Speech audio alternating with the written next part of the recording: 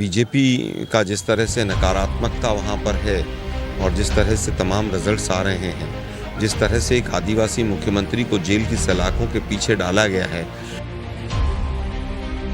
मैं समझता हूँ आज पूरा झारखंड बीजेपी के खिलाफ खड़ा हुआ है। एक आदिवासी सीएम के सामने एक आदिवासी चेहरा, तो बीजेपी कहीं ना कहीं चंपई सोरेन को सीएम का चेहरा बना के खेल। कहीं जाति और धर्म की राजनीति का युग बीजेपी का चला गया है। किसके सामने कौन सा चेहरा, किसके सामने क्या करना है, ये पैंतरेबाजी अब बीजेपी को बंद कर देनी चाहिए।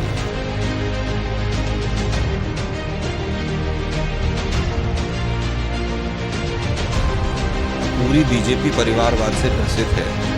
पूरी बीजेपी में तमाम जो लीडर्स हैं, आज केंद्र में कम से कम 15 मंत्री ऐसे हैं जिनके बच्चे या कोई भी घर के लोग एमएलए एमपी हैं। इनके तमाम सीएम ऐसे हैं और वहाँ पूर्व सीएम देख लीजिए। बीजेपी परिवारवाद में पूरी तरह से ग्रसित है।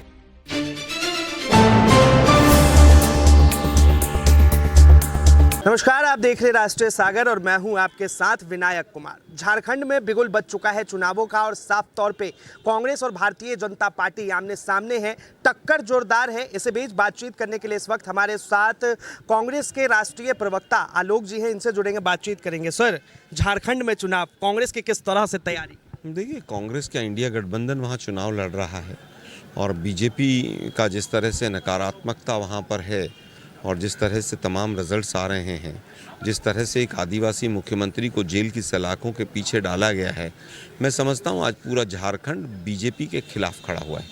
कांग्रेस पार्टी लगभग 29-30 सीटों पर चुनाव लड़ने जा रही है और जिन सीटों जो सीटें हमें मिली हैं, वहाँ पर हमारी बूथ से लेकर विधानसभा तक तमाम सीटों पर बहुत अच्छी तैयारी है।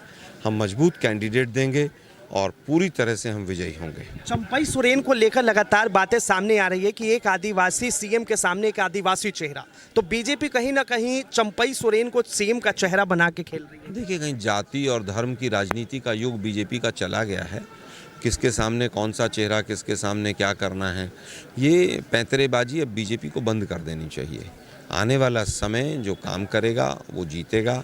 हमारे गठबंधन ने वहाँ पर 5 साल काम किया है, हम जीतेंगे। झारखंड के लोगों से क्या वादा कर रहे हैं? देखिए, वो तो मैनिफेस्टो आएगा ही और उसमें तमाम चीज़ें होंगी, घोषणाएं भी होंगे, वादे भी होंगे। जो आज झारखंड का विकास का पहिया है वो आगे बढ़ेगा। झारखंड का विकास का पहिया रुकना नहीं चाहिए। बीजेपी आएगी तो अडानी और अंबानी जैसे बड़े उनके उद्योगपतियों के विकास के पहिए घूमेंगे, आम जनता का विकास रुक जाएगा। इसलिए जनता सजग है, जनता सचेत है, जनता सक्षम है और वोट के माध्यम से जनता बीजेपी को उत्तर देगी। एक आखिरी सवाल, बीजेपी पे परिवारवाद का आरोप लग रहा है। साफ तौर पे कह रहे हैं कि झारखंड के अंदर परिवारवाद चल रहा है, टिकट उन्हीं को मिल रहा है। पूरी बीजेपी परिवारवाद से ग्रसित है। पूरी बीजेपी में तमाम जो लीडर्स हैं, आज केंद्र में कम से कम 15 मंत्री ऐसे हैं जिनके बच्चे या कोई भी घर के लोग एमएलए एमपी हैं। इनके तमाम सीएम ऐसे हैं, पूर्व सीएम देख लीजिए।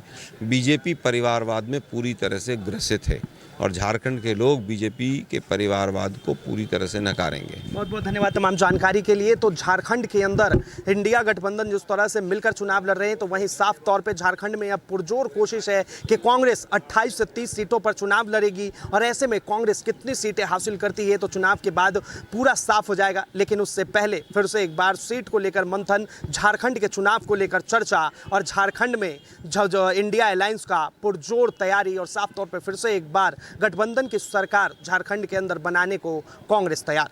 फिलहाल के लिए इतना ही। कैमरा जर्नलिस्ट अनु कुमार झा के साथ मैं विनायक कुमार, राष्ट्रीय सागर, नई दिल्ली।